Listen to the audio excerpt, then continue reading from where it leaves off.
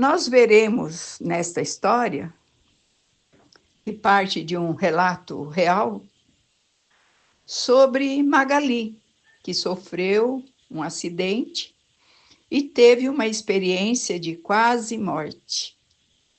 Acompanhem e entendam tudo o que aconteceu com ela.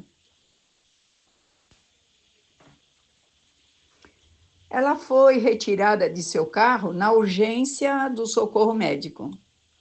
De início, não sentia nada, mas pela pressa com que a atendiam e pelo estado em que ficara seu veículo, sentia que havia sido grave e não demorou a começar a sentir dores pelo corpo todo.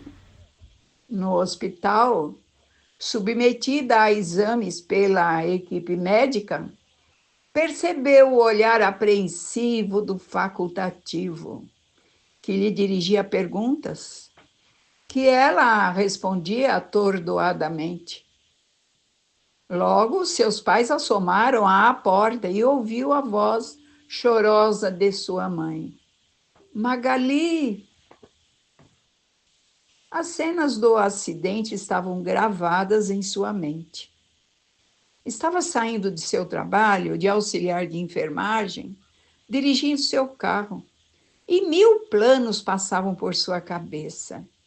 Tinha pressa em viver, muitas coisas para resolver, e tudo tinha de ser à sua maneira.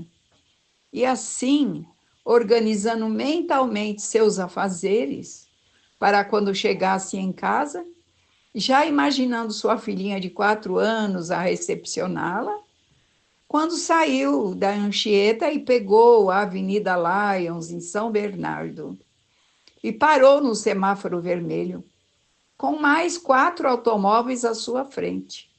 A seu lado direito, um caminhão, precedido também de vários automóveis que aguardavam a liberação para prosseguir.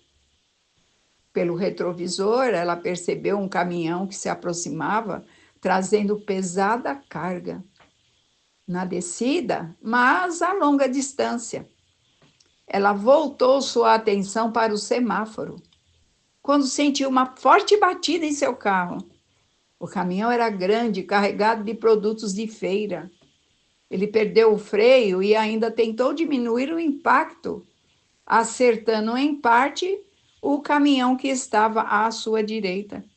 Porém, foi arrastando seu carro em direção aos da frente, causando um engavetamento no total de 5 carros.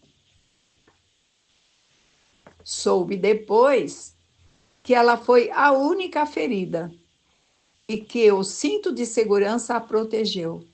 Caso contrário, teria voado pelo vidro da frente.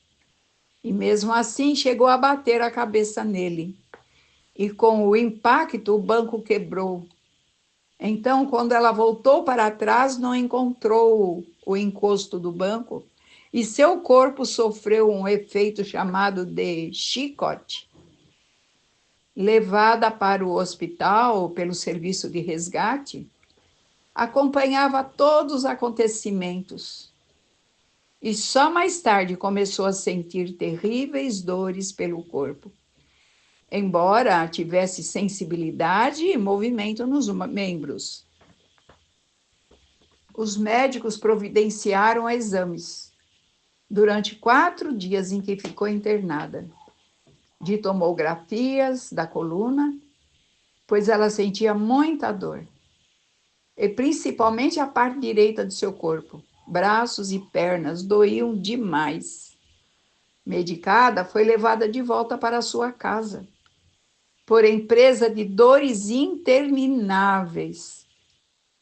Teve de retornar ao hospital, com reforço de mais analgésicos. E então foi examinada por um neurologista, que assim que a viu, constatou imediatamente o erro médico. Pediu uma ressonância na cervical, pescoço, e não de coluna, como se desconfiou no início. Havia escorregado 3 vértebras na coluna cervical e ainda constatou um edema medular muito grande, devido à compressão da hora do acidente, chamada de lesão incompleta da medula espinhal. Essa medula é responsável pela mobilidade dos braços e pernas, pois a parte muscular foi afetada. Mas ela não perdeu a sensibilidade. Sentiu uma fraqueza muito grande na musculatura, do ombro para baixo. A grande proporção do edema medular impedia qualquer cirurgia. Foi colocado colar cervical e voltou para casa, dando prosseguimento ao tratamento.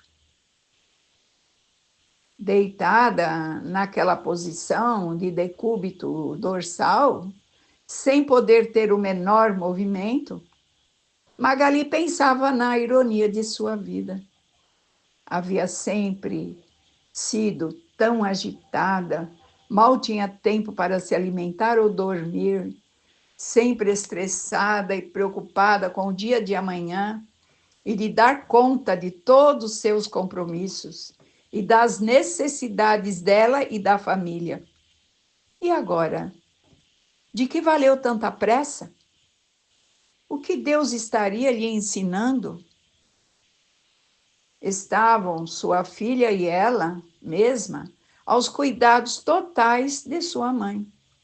Ela, que sempre cuidara de tudo pessoalmente, com todo carinho, percebeu que não era dona de nada, nem de seu tempo. Ia completar 33 anos no mesmo mês de sua filha e programava a festa de aniversário de 4 anos dela. Comemoração essa que acabou ficando aos cuidados dos parentes. Não conseguia ter controle de mais nada. Estava tudo nas mãos de Deus. Teria de aprender com ele a paciência e a respeitar seu tempo. De onde vinha a sua resignação? Sentia, ou mais ainda, intuía, que estava sofrendo um resgate. Certamente havia deixado alguma dívida a saldar em vidas passadas. O tratamento prolongou-se por 7 dolorosos meses.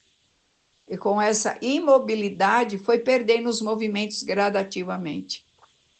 Pois logo depois do acidente, ainda podia movimentar os braços, mas já se sentia impossibilitada e que aquilo se estendia por todo o seu lado direito.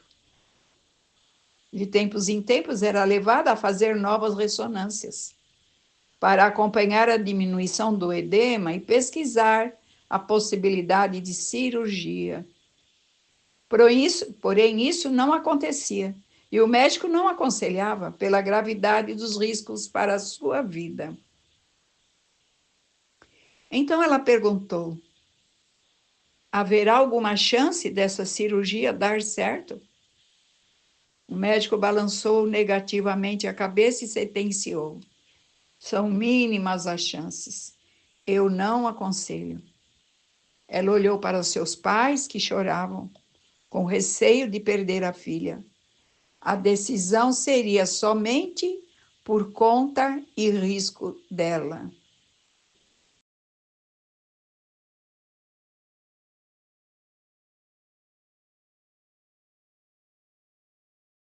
Acompanhem o segundo capítulo de Magali, Experiência de Quase Morte.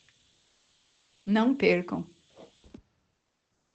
Nós vimos no primeiro capítulo que Magali sofreu um terrível acidente de carro e que foi constatado um edema medular muito grande, chamado de lesão incompleta da medula espinhal, que essa medula é responsável pela mobilidade dos braços e pernas, e que uma cirurgia colocaria em risco a sua vida. Nós vamos acompanhar agora o segundo capítulo dessa história, intitulado A Decisão. Encontrava-se diante do médico para decidir sobre intervenção cirúrgica com pouquíssimas possibilidades de êxito, onde exporia a própria vida. O diagnóstico era de escorregamento de 3 vértebras na cervical e uma compressão medular espinhal muito grave. Perderia a mobilidade do pescoço, pois das 7 vértebras que há na cervical, 4 delas seriam fixadas, que não haveria muito o que fazer diante de tal quadro. Magali pensou na filha. Desejaria ardentemente poder abraçar novamente. E na sua situação de imobilidade total e as dores insuportáveis em cima de uma cama, calou-se pensativa. Pediu orientação espiritual. Então, sentiu que as palavras vinham em sua boca, sem que ela pudesse controlar, e respondeu ao médico: se Deus quisesse que eu morresse, já o teria feito naquele acidente. Acima do entendimento intelectual dos médicos está a vontade de Deus. E ele me diz que chegou a hora em que devo enfrentar com coragem. Quero que o Senhor me opere, mesmo que houver somente 1% de chance de vida. E, diante da aflição de seus pais, precisou confortá-los.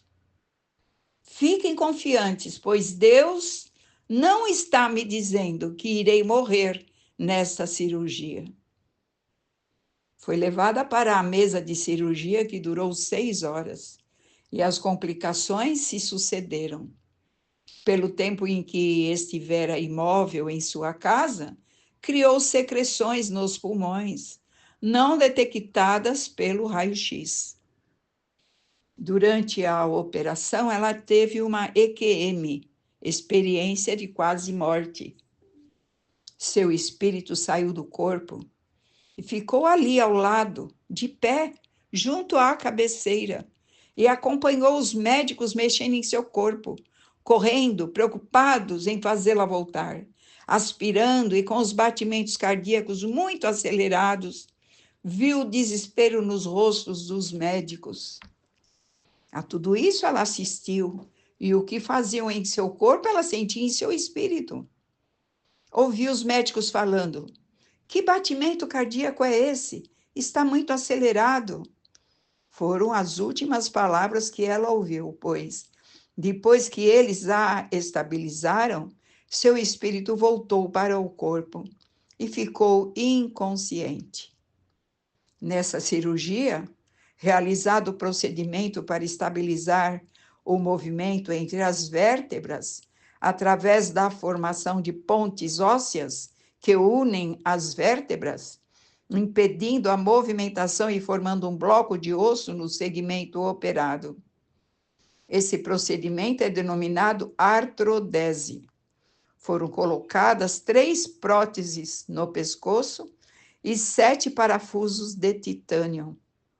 Levadas para a UTI, e só no dia seguinte voltou a si, e ainda ficou por 4 dias no oxigênio pela falta de ar. Retornou para a casa de sua mãe para continuar sob seus cuidados. Com a ajuda das pessoas, conseguia ficar um pouco de pé, mas com muita fraqueza muscular.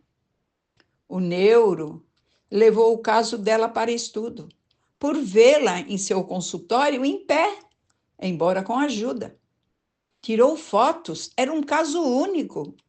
Ele alegrou-se por ter se enganado em seu diagnóstico. Começou então um trabalho incansável de fisioterapia por 4 anos, onde teve de reaprender todos os gestos. Sua mãe pegava na sua mão para levar à boca, para se alimentar, ensinando o cérebro, que precisou reaprender tudo novamente. tudo o que fazemos, os pequenos gestos que às vezes nem percebemos, automáticos, o cérebro precisou reaprender. Ela via gota a gota, com gratidão, as bênçãos que Deus lhe enviava. Suas necessidades diante da vida diminuíram muito, pois só precisava de viver dia após dia, com resignação e perseverança. E também de uma cama, alimentação pastosa, pois não podia engolir nada líquido, pois poderia engasgar. Sua mãe a banhava, penteava e fazia com que ela repetisse os movimentos para aprender. Foram mais de 4 anos de fisioterapia pesada e também de hidroterapia. Procurava dar forças aos seus pais para suportarem o sofrimento.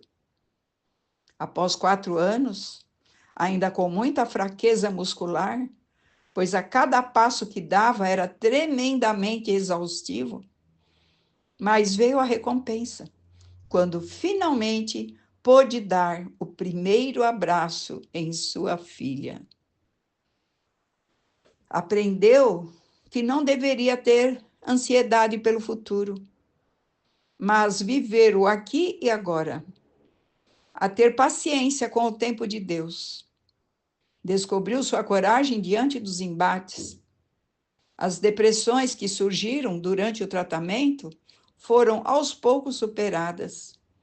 Sentir-se presa a um corpo que não responde a nada reformula os sentimentos, supera e resgata dívidas anteriores.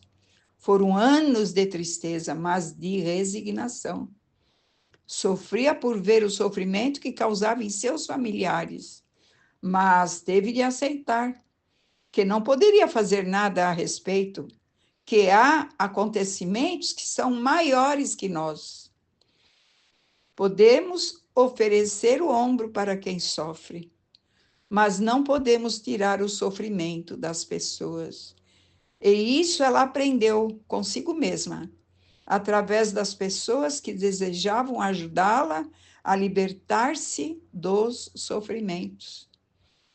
Tudo isso a transformou inteiramente, dando lugar a um ser humano mais completo e sensível.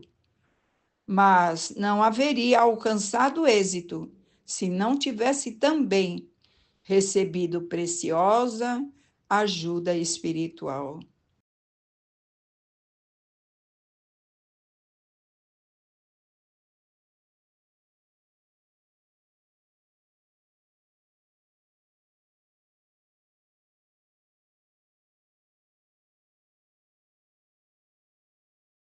Acompanhe agora, amigos, no capítulo 3 e final, Magali e a ajuda espiritual. Nós vimos no capítulo anterior que Magali se submeteu à perigosa cirurgia. E essa decisão ela tomou sob inspiração espiritual. E durante longos 4 e dolorosos anos, se submeteu a tratamentos de fisioterapia e outros. Vamos acompanhar agora o capítulo final dessa história, a ajuda espiritual.